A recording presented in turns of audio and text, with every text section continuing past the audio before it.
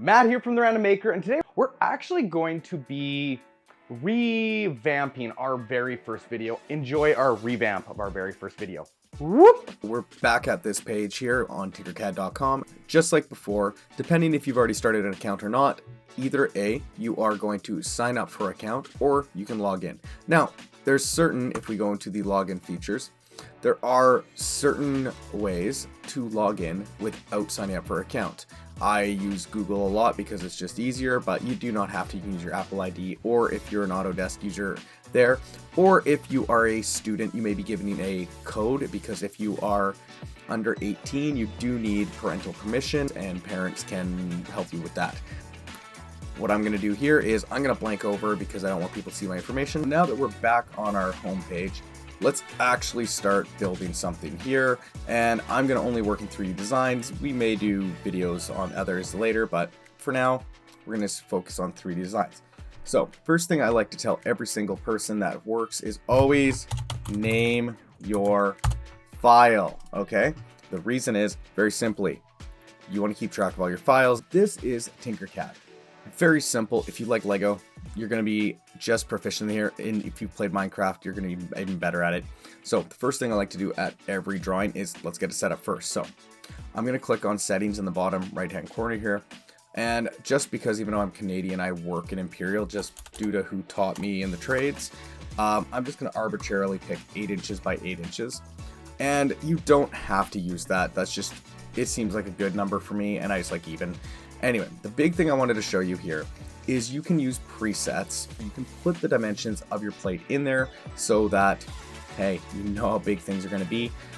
Because once you process it, especially when you're just learning how to use 3D printing, you tend to make it bigger than you should.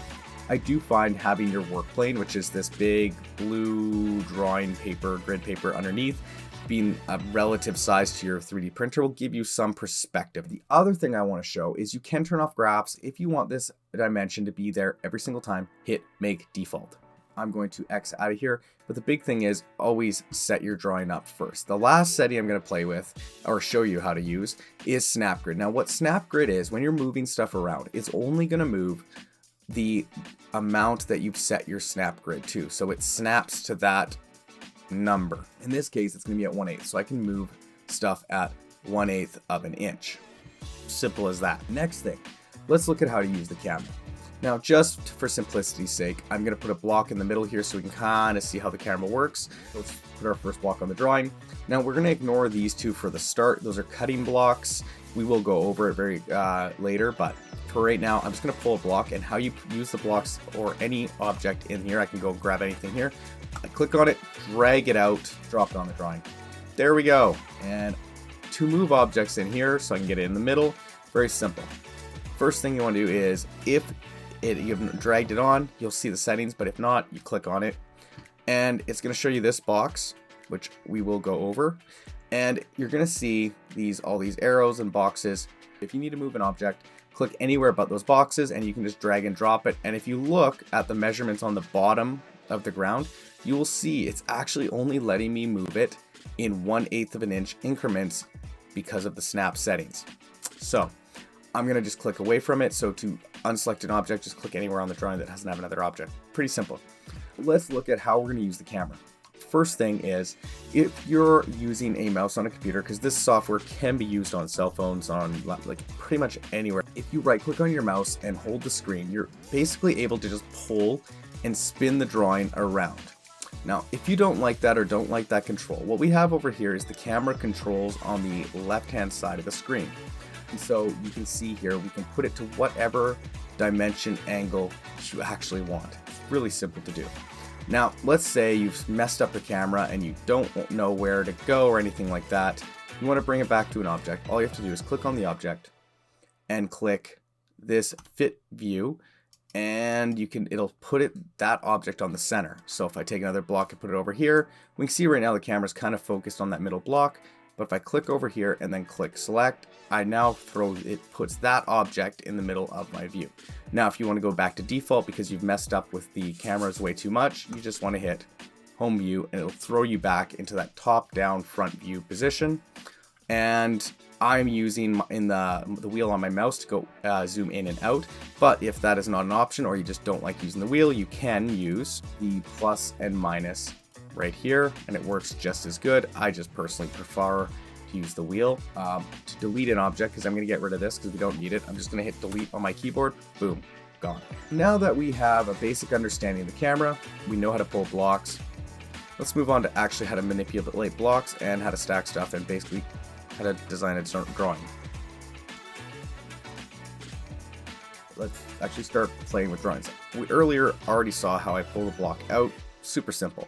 Next thing is, how do we move and change the shapes? There's 3 ways I would say to move the shapes. Number 1, we can play with these sliders.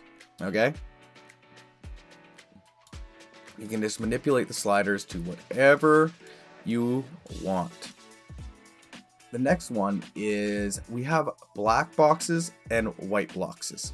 And what those are handles. So if you hit the back of black box, you can move them in one direction or one axis, with the exception of your top z-axis box is white, and that only has control of 1. On the other hand, if we click on the object and use the white box, you actually have control of 2 points of access to move around. Okay? Really simple on that one. And yeah, so that's option number 2. Option number 3, which is my preferred, you click on a box and it'll freeze the measurement. So in this case, I'm going to click on the white box, I'm going to click on the measurement, and you can click on the measurement with your keyboard and type in the measurement you are looking to achieve. This is my preferred method because it's more accurate. The one thing I will warn you, as soon as you start typing in, the sliders seem to not register well, so you kind of, once you start typing in numbers, you can't use the sliders anymore. I do find most people ignore the sliders anyway, so it's not a big deal. But before I hide this information by clicking this box right here, I do want to show a couple little more settings. Let's say you don't want a square, you want rounded edges. You can use the radius, and what that does is it will put a radius on any sharp points. The other button here, or slider I should say, is steps and steps of distance. So we can look here, and there's one step here which gives it an artificial like flat look. If I put it on 3, it looks rounded, but if we look 1, 2, 3, we can actually see the steps in there. So the more steps you put in, and we can see, even once we zoom in, we can see the steps. Let's look at colors. If you want to change color, really simple. Click on the color button, pick whatever color you want. I'm going to stick with red, but choose whatever you want. Okay, so I've messed with the camera. I'm going to readjust, right click, up. Okay, so we're back here, and I'm going to go back to block.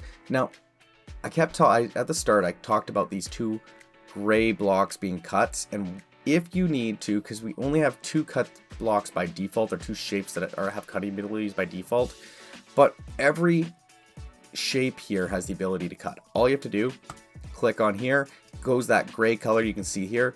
That is now a cutting block. What I want to show you is lock. What that does is, I don't know if you can hear but I am now trying to delete this. It will not delete. And if you're working on something and you want stuff to disappear so you can see it, you can hide this object and it is gone until you click show all again. If you want something there and you just want to forget about it, put a lock, can't change it, can't edit it, can't do anything to it. And it'll also hide all the information, and yeah. So very simplistic, very simple. But if you want to leave it open and you still want to not see the information, you can hit this hide right here. Okay, so earlier I did show you can move just by clicking anywhere where there's not the boxes. Okay, so now we're going to go into more advanced moving. Advanced moving, very simple. Not clicking and dragging and dropping, because we need to sometimes manipulate the angle. How you do that is, if we look at this box, we can see these little U-shaped with 2 pointed arrows, okay? What that does is it gives you the ability to play with the angle and however you wish. Now, every type of block will have that, and it's sometimes if you don't see them. So if I go like this, see, we can't really see that one anymore, and even that one's disappearing. But if I spin back here, so a lot of the times if you want to manipulate an object in the right angle, just spin it around until you see the arrow. Sometimes they are a little harder to see. And the arrows also share the same, where you click on it, we can type, hit enter, and it will do an exact measurement, or in this case, rotate to an exact degree. So if you want to do 45 degrees, you do 45. Okay? Now, the next thing I want to show you is if we need to lift this in the air. There's only one way to do that. We have our white, black lines, but there's a black pointed arrow on top. If you pull it up, it will show you. You can lift it in the air, and just like before, we can lift it up the exact amount. And if you're wondering why stuff's going back, anytime you make a mistake, just hit Control Z and it'll refresh as many moves as you can. Just be careful. I tend to recommend only going back a couple steps. If you don't remember that, there is also the undo and redo button up there. And as you can see, Control Z and then Control Y is for your redo button. That's roughly the thing. The last little, well, maybe this is a trick, is if you want to move an object very carefully. So let's say I have this block right here, and now this is a large, if we are out here, it's kind of hard to see if it's lined up and all that. What you can do is this. If you use your keys, you can actually move it by the exact amount on the snap settings. Now on larger drawings, this might be a bigger difference. On larger, more finicky drawings, you can use your arrow keys to move objects. The only problem is you can't use it with the Z axis, so that's lifting up. But on your X and Y axis, your keyboard is a very good way to use it. Let's say we take blocks like this, and I'm just going to take another one. I'm going to lift it up, and I'm just going to stack them willy-nilly, however I want. And I don't want to see these lines because I want them to all be one object. Because right now we have all these lines. Here's what we're going to do. I'm going to drag over a window over so it's selected 4 objects, as you can see right here, and I'm going to click the group button that is right here. As you can see now, there was formerly lines, and this is now counted as one object. Now, one of the negatives to that is, as you can see here, I am no longer able to manipulate that box, and some of the objects, so for example, this wedge right here, right off the bat does not have the sliders, so you do automatically have to use like the black and white or type in however you choose to do it. But as soon as you use the group button, it just deletes it, so you have to use, it gets rid of the functions, so you have to use your black and white boxes, arrows, and all that. Let's say you make a mistake, don't worry, there is a ungroup button, and it does, as you can see here, the lines are back. Now I've been hinting at this cutting, so we're going to take out one of the cutting blocks. Now I am going to shrink it because I need to have a hole in this block for whatever reason. Well, all I'm going to do is I'm going to put this block right where I want that hole. Okay, we can see it here, and this works the exact same with the cylinder.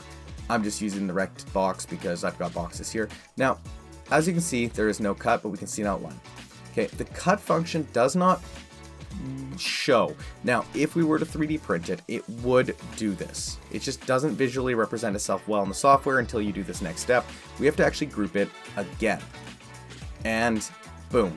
So don't worry, if you don't group the object, through the way Tinkercad exports STLs is it does have that hollowness there already, so you don't have to worry about that. It just doesn't visually show.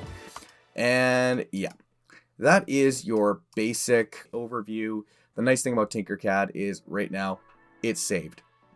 I could close this file down, close my window browser, power out, and it auto saves, which is something I absolutely love. But yeah, I think that's all the time we're gonna net, so let's flip screens over at this point.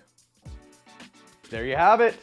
That was our revamp of our very first video, and part 1 actually. So if you want to see the next video, why don't you hit the subscribe button, like the video, you know the deal. If you have any other ideas of videos and stuff you want to see here from the Random Maker, from any of us, you know, Toki, Ryan, and we should be finally getting another person on camera here pretty soon. And how are we gonna leave off with this? How about this? Until next time, let's get making.